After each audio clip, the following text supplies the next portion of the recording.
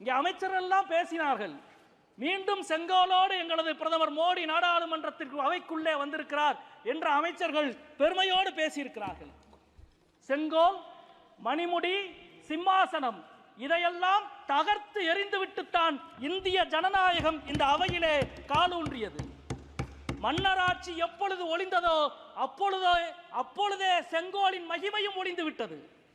செத்துப்போன சிங்கத்தின் தோலை போர்த்தி கொண்டு காட்டுக்கு ராஜா நான் தான் என்று நீங்கள் கதையடித்துக் கொண்டிருக்கிறீர்கள்.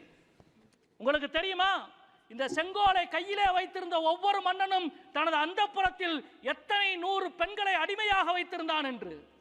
இந்த செங்கோலை கொண்டு வந்து இந்த இடத்திலே வைத்ததன் மூலம் இந்த நாட்டு பெண்களுக்கு நீங்கள் என்ன சொல்ல விரும்புகிறீர்கள்? நாடாளுமன்றத்தினுடைய வாசலில், நாடாளுமன்றத்தின் நுழைவாசலில் தேசத்தந்தை காந்தியின் சிலை இருந்தது.